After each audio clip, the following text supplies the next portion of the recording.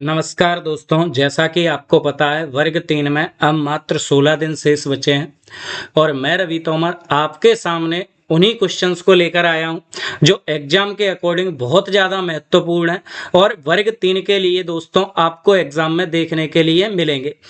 ध्यान से समझना, आप इस सेशन को स्किप करने का मत सोचना क्योंकि इसमें मैंने क्षेत्रमिति के और एलजेब्रा यानी बीजगणित के बहुत ज़्यादा क्वेश्चंस को इन्वॉल्व किया है जो आपके एग्जाम में स्कोर्स को बढ़ाएंगे। तो दोस्तों ध्यान से समझना, प्रश्न को बोल रहा है 25 सेंटीमीटर और 17 सेंटीमीटर त्रिज्या के दो संकेंद्रित वृत्तों से घिरे क्षेत्र स्थान का क्षेत्रफल ज्ञात कीजिए। तो दोस्तों यहां से इस वृत्त की त्रिज्या दे रखी है 17, बड़े वाले वृत्त की त्रिज्या दे रखी है हमें 25। अगर दोस्तों मुझे इस जगह का क्षेत्रफल बताना है तो मैं बड़े वृत्त के क्षेत्रफल में से छोटे वृत्त के क्षेत्रफल को क्या करूंगा, माइनस। तो बड़ा वृत्त का क्षेत्रफल कैसे निकालेंगे, पाई आर स्क्वायर। लेकिन दोस्तों आप देख रहे हैं त्रिज्या अलग अलग है तो मैंने इसको नाम दिया R1 माइनस यहाँ पर दोस्तों पाई R2 का स्क्वायर। R2 का मतलब दूसरी त्रिज्या। अब यहाँ पर थोड़ा ध्यान से समझना, आप पाई को हम यहाँ से क्या ले लेंगे, कॉमन। तो यहाँ क्या बचेगा, R1 का स्क्वायर माइनस R2 का स्क्वायर। क्लियर। पाई R1 की जगह क्या रखूंगा, 25। और दोस्तों इसका जब स्क्वायर करेंगे 25 का तो ये बताओ कितना हो जाएगा, 25 का स्क्वायर 625 माइनस R2 की जगह दोस्तों 17 रखेंगे और उसका स्क्वायर करेंगे तो ये कितना आ जाएगा, 289। ध्यान से समझना, पाई की वैल्यू हो जाएगी 22/7। इधर दोस्तों इसको माइनस करेंगे तो इधर बचेगा 6, इधर बचेगा 3 और इधर दोस्तों कितना बचेगा, 3। 7 से हम भाग देंगे, इसमें कितनी बार जाएगा, 4 बार। फिर इधर देंगे तो कितनी बार जाएगा, 8 बार। यानी अब हमें काय से गुणा करना है, 22 गुणा 48। क्लियर है दोस्तों। तो आप कैसे मल्टीप्लाई करेंगे, 48 दूनी 96, 11 छक्का 66, 11 9 99, 99 और 6 105। यानी इसका आंसर कितना बनेगा दोस्तों, 1056। उम्मीद है आपको समझ में आया होगा दोस्तों। ये मैं वो प्रश्न आपके सामने लाया हूं जो एग्जाम में सबसे ज्यादा पूछे गए हैं और वर्ग 3 की दृष्टि से बहुत ज्यादा महत्वपूर्ण प्रश्न है दोस्तों। क्षेत्रमिति के, एलजेब्रा के, दोनों के प्रश्न। ये देखो दोस्तों, ये एलजेब्रा का प्रश्न है। 3x + 6y इक्वल में दे रखा है 12। ये आपके लिए चैलेंज है दोस्तों, आप वीडियो को पॉज करके इस क्वेश्चन को सॉल्व करने का प्रयास करें जब तक मैं इसे करा रहा हूं। 4x + 8y इक्वल में दे रखा है दोस्तों कितना, 16। और बोल रहा है इसके कितने युग्म, कितने जोड़े बन सकते हैं। तो ध्यान से समझना, जोड़े कब बनते हैं, जब x और y की अलग अलग वैल्यू निकले। लेकिन यहां पर क्या बात हो रही है, ध्यान से समझना, इसमें इधर और इधर तीनों में काय से डिवाइड जा रहा है, 3 से। तो 3 का डिवाइड दिया दोस्तों, 3 1 जा 3, 3 2 जा 6 और 3 4 जा 12। ऐसे ही दोस्तों इसको थोड़ा ध्यान से देखो, इसमें 4 से डिवाइड जा रहा है, इसमें भी 4 से डिवाइड जा रहा है, इसमें भी 4 से डिवाइड जा रहा है। ये इक्वेशन फर्स्ट लिख लो। इधर 4 से डिवाइड दिया दोस्तों x, 4 2 जा 8 और 4 4 जा 16। ये इक्वेशन सेकंड। अब दोस्तों थोड़ा आप ध्यान से देखना, क्या इक्वेशन 1 और इक्वेशन सेकंड एक जैसी नहीं लिखी, क्या बिल्कुल एक जैसी नहीं लिखी। अगर दोनों इक्वेशन एक जैसी हैं तो उनके जो जोड़े बनते हैं दोस्तों वो कितने बनते हैं, अनंत। अगर ये दोनों इक्वेशन अलग अलग होती तो फिर इनके जोड़े कितने बनते, 2। लेकिन ये बिल्कुल एक जैसी हैं तो इनके कितने जोड़े बनेंगे, अनंत। उम्मीद है दोस्तों समझ में आ रहा होगा। अगर समझ में आ रहा है तो चैनल को आज ही सब्सक्राइब करें, वीडियो को लाइक करें और अपने दोस्तों के साथ शेयर करें। दोस्तों समान त्रिज्या के गोले, इस प्रश्न को आप जहां भी बैठे हैं वहीं नोट करना, बहुत कंफ्यूजिंग प्रश्न है और दोस्तों इजी भी बहुत है। समान त्रिज्या के गोले और अर्धगोले का पृष्ठीय क्षेत्रफल। तो गोले का पृष्ठीय क्षेत्रफल होता है दोस्तों 4 पाई आर स्क्वायर और अर्धगोले का दोस्तों पृष्ठीय क्षेत्रफल आप समझ रहे होंगे 2 पाई आर स्क्वायर। यहीं पर बच्चा गलती कर देता है, ये होता है 3 pi r square. Pi r square से पाई आर स्क्वायर कट जाएगी तो दोस्तों आप अनुपात देख सकते हैं 4:3। यही हमारा क्या हो जाएगा, आंसर। क्लियर। उम्मीद है दोस्तों आपकी समझ में आया होगा प्रश्न। थोड़ा ध्यान दीजिए, इसकी वजह से ये प्रश्न कंफ्यूज हो जाता है, लेकिन आपको दिख रहा है बहुत ही सरल प्रश्न है। अगर आपके कंसेप्ट क्लियर है बहुत आसानी से सवाल बना पाएंगे। ये दोस्तों सवाल है, ये प्रश्न आपको एग्जाम में आंसर करना है कि ये क्या होगा। इस टाइप के प्रश्न दोस्तों अब वर्ग 3 में बहुत ज्यादा पूछे जाने लगे हैं। जिनने प्री दिया है उन्हें पता होगा इस टाइप के प्रश्न एक एक शिफ्ट में 2-2 3-3 प्रश्न आ रहे हैं। मैं दोस्तों इस प्रश्न को इसलिए छोड़ रहा हूं आपके लिए, जिससे मुझे ये पता चले कि आप लोग इस प्रश्न को आसानी से कर पा रहे हैं। अगर आपसे ये प्रश्न नहीं बनता तो आप ये मानिए अगली वीडियो इसी के ऊपर आएगी और ये प्रश्न आपको 100% एग्जाम में देखने के लिए मिलेगा। एक समांतर चतुर्भुज की दो आसन्न भुजाएं 6 सेंटीमीटर और 9 सेंटीमीटर लंबी हैं।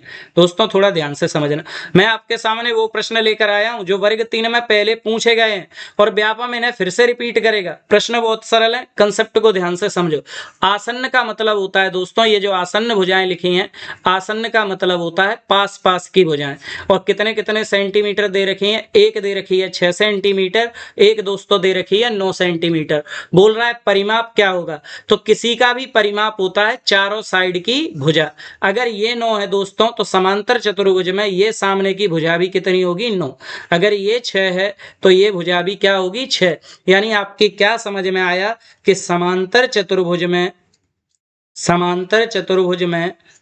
सामने की भुजाएं बराबर होती हैं। समांतर भुजाएं कैसी होती हैं दोस्तों? बराबर।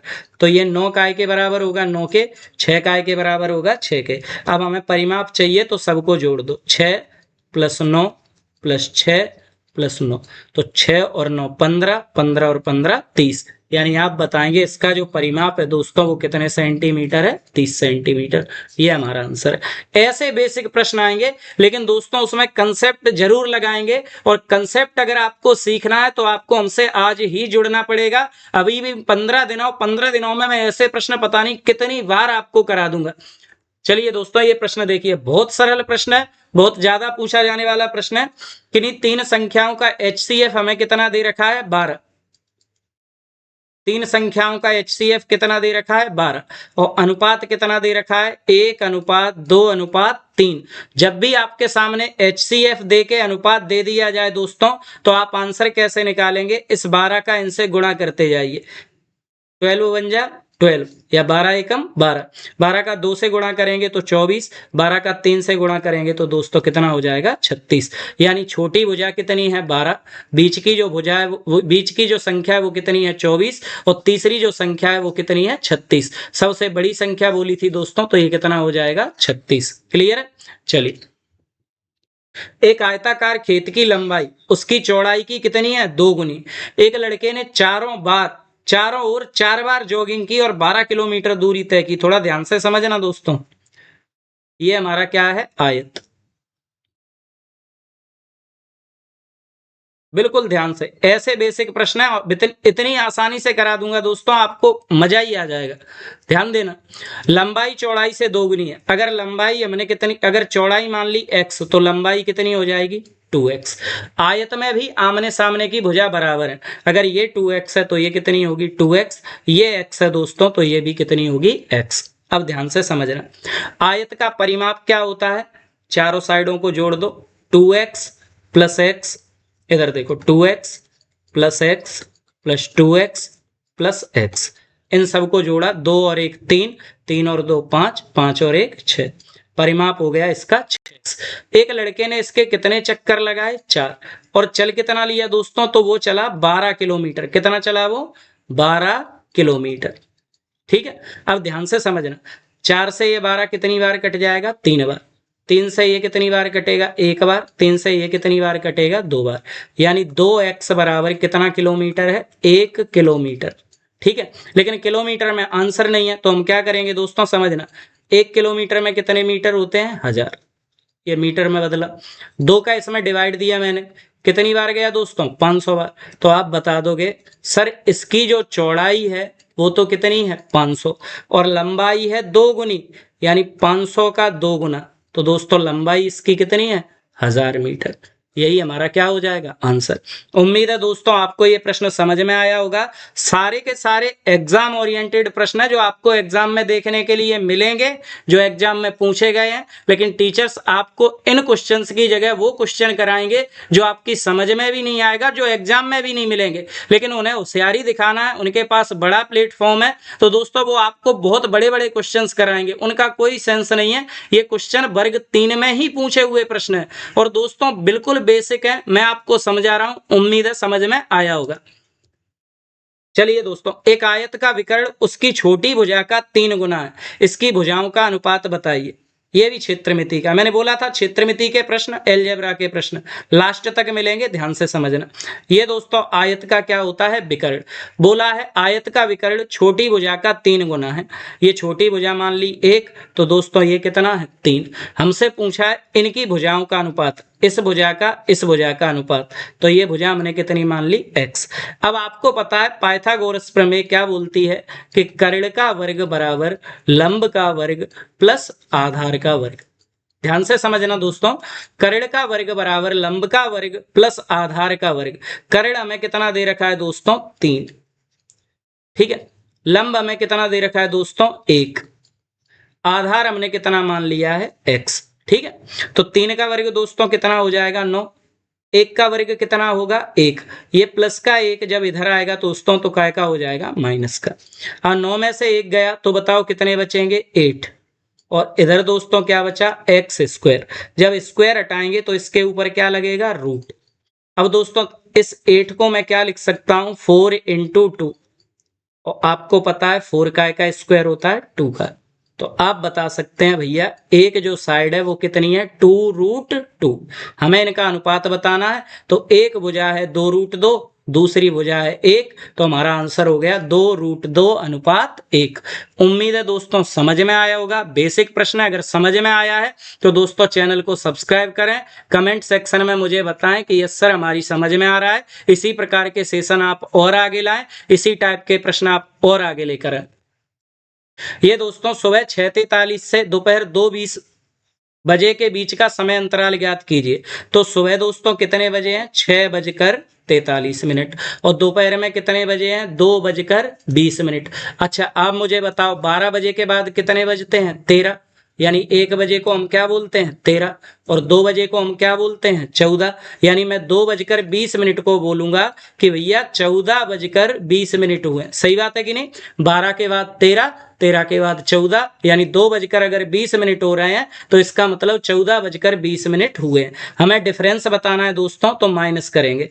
10 में से 3 जाएंगे तो यहाँ पर कितना बचेगा 7, ठीक है। यहाँ पर 12 में से दोस्तों यहाँ पर कितने जाएंगे 5, तो यहां पर भी कितना बचेगा 7, ठीक है। यहां पर दोस्तों 14 में से 7 जाएगा तो यहां पर कितना बचेगा 7। अब समझना 7:77 हो रहे हैं, 7 बज के कितने मिनट हो रहे हैं दोस्तों यहाँ पर 77।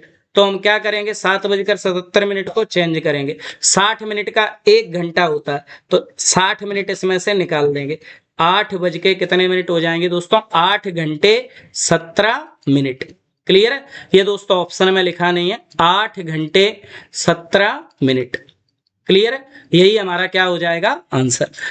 चलिए 2:20 को हमने दोस्तों क्या बना दिया यहाँ पर 14:20, ठीक है। और इसको माइनस कर दिया, 10 में से 3 गए 7, यहाँ 12 में से 5 जाएंगे तो 7, 14 में से 7 जाएंगे तो 7। 77 मिनट थे, मिनट को घंटे में बदला तो 8 घंटे 17 मिनट हमारा क्या हो जाएगा आंसर।